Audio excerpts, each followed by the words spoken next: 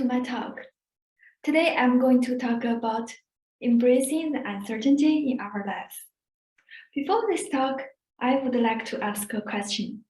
If there was a magic that allowed you to foresee what your life would be like afterwards, do you want to be granted this powerful magic? Admittedly, like those whose answer is yes, I wished for such a magic for a long time in the past, because I wanted everything to go the way I expected to be so that I would live in comfort. It's a human instinct, right? People always want certainty and hope to have a clear judgment and prediction of the future. However, this is a function of God. Uncertainty is common to everyone as life is by its nature uncertain. In reality, uncertainty plays out every day in our lives. In COVID-19, we always want to know, are we going to school physically or going to study online tomorrow? When will we get to play with our friends again without masks? Uncertainty is a constant in the development of everything in the world, and it is embedded in everyone's life. We cannot draw a definite conclusion on one thing until it has happened. Once we understand the reality that the nature of life is uncertain, all we can do is embrace the uncertainty in our lives and continue to live with the unknown future. Many of us may lament, wouldn't that make our lives too insecure? Yes, uncertainty does bring us insecurity. Just like the question posted at the beginning of the talk suggests, some people still want to know the trajectory of the rest of their lives, because uncertainty is the biggest anxiety that permeates our lives, such as uncertainty about our achievements, work, and who we will become in the future. All of this thus lead to the loss of control, confusion, anguish, and fear that we have to experience in life. Therefore, the negative side of uncertainty is why we dislike it. However, is uncertainty only negative? Is uncertainty just a negative label that our brains have assumed and assigned? Is it based on a negative perception that leads us to fear and avoid it? At the end of my master's degree, I automatically planned to do my Ph.D. at the same university. My master's university is one of the best universities in mainland China, and my supervisor is the most respected professor in that research field.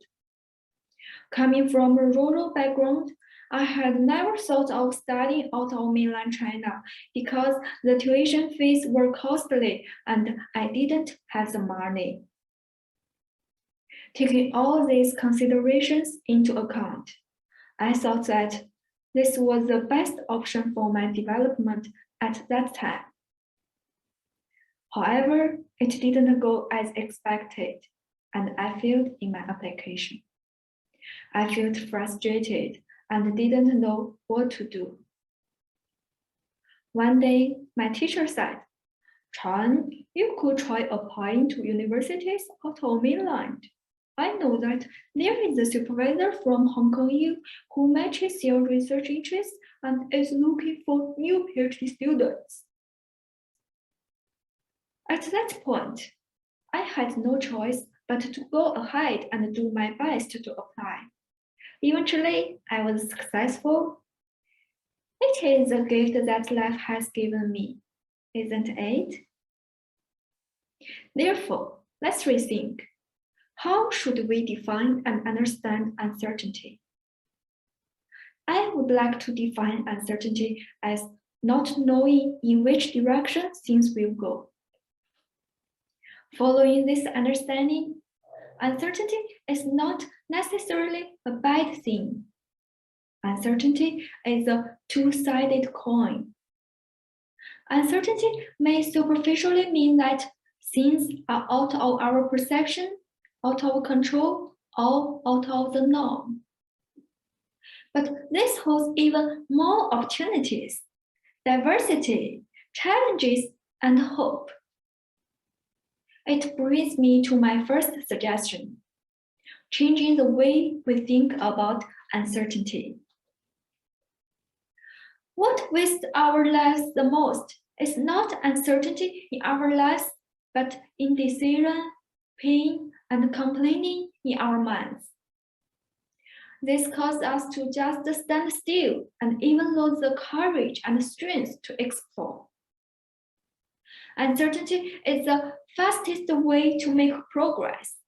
It's the constant iteration and advancement of life.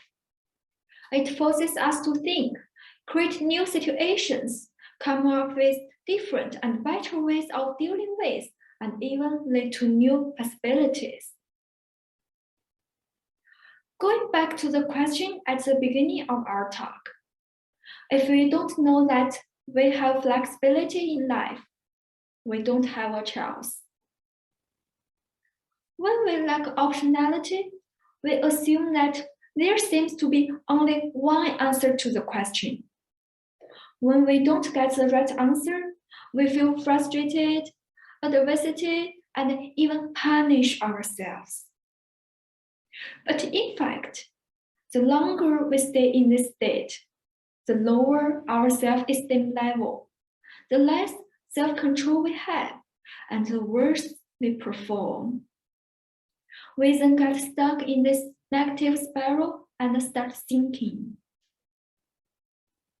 Whenever we encounter uncertainty, please tell ourselves firmly, I have another chance to adjust and grow. A strong inner strength can grow when we change our perceptions of uncertainty like this. So, standing in the present moment and looking back at my past experiences, I realize that I do not want this magic because I'm convinced that the unforeseen makes it all the more desirable. Just like when I was a child, I wouldn't have known that I would graduate with a Ph.D. at the age of 30 and be living in Hong Kong. Life is like a box of chocolates. You never know what you are gonna get. That's the fascination of uncertainty. Suggestion 2. Assessing the proportion of certainty in an uncertain situation to make a good decision. Uncertainty is shaped by a number of internal and external factors. If uncertainty is like a gray zone, the decision is like black or white. We have to say yes or no to every choice, as there is no parallel time and space in the world that makes us both this and that. We need to make clear decisions, even though there is uncertainty.